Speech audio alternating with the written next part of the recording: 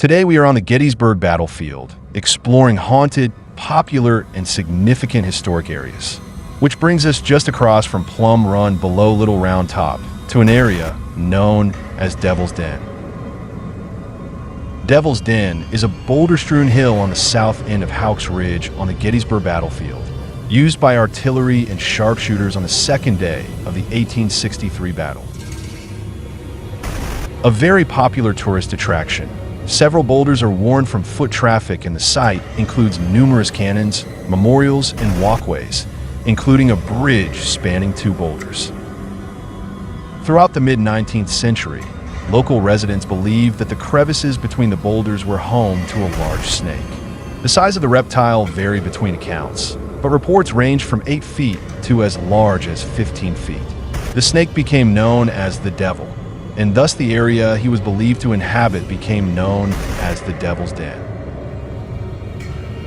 Devil's Den served as a critical defensive and offensive position on the southern end of the Union Army's line during the Battle of Gettysburg.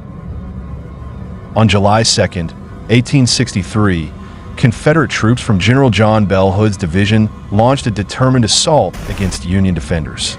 Although the Confederates eventually captured Devil's Den, they failed to seize Little Round Top, a setback that helped preserve the Union Army's defensive position. Devil's Den was important because it was a naturally fortified position that protected access to Little Round Top and provided excellent ground for sharpshooters and infantry operations during one of Gettysburg's fiercest battles. Devil's Den is widely considered one of the most haunted locations on the Gettysburg Battlefield. Whether one believes the accounts are paranormal or not, the area has generated countless reports from visitors, park staff, soldiers, and paranormal investigators for decades. Perhaps the most famous Devil's Den apparition involves a Confederate soldier described as wearing a floppy slouch hat, barefoot, and dressed in ragged clothing.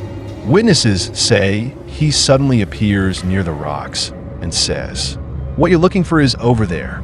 He then points toward another section of the battlefield and vanishes. Several independent witnesses over the years have described an almost identical-looking man, despite having no knowledge of the story beforehand. Many visitors claim to have captured unexplained figures in photographs, including shadowy forms among the boulders, mist-like human shapes, apparitions resembling Civil War soldiers, figures that were reportedly not present when the photograph was taken. Visitors have reported hearing boots crunching over rocks, footsteps approaching from behind, only to find no one there, sounds resembling distant marching troops, metallic clanking similar to equipment or rifle gear. These experiences often occur during quieter periods, particularly early morning or late evening. More battle sounds. Some people describe hearing faint gunfire, shouted commands, cries, or moans seemingly coming from the rocky area. Sounds of a battle occurring in the distance. There are no reenactments allowed in the area during normal park hours, making these reports especially intriguing to witnesses. Paranormal investigators frequently report sudden cold spots among the rocks, unexplained feelings of heaviness or dread, areas where electronic equipment behaves erratically, although environmental factors can also influence equipment. Why is Devil's Den haunted? On July 2, 1863, Devil's Den witnessed brutal fighting involving Confederate forces from Hood's division and Union troops defending the area. Hundreds of casualties occurred in and around the rocky outcroppings. The famous photograph of the sharpshooter taken after the battle further cemented Devil's Den's reputation as a place associated with death and mystery. If you visit respectfully.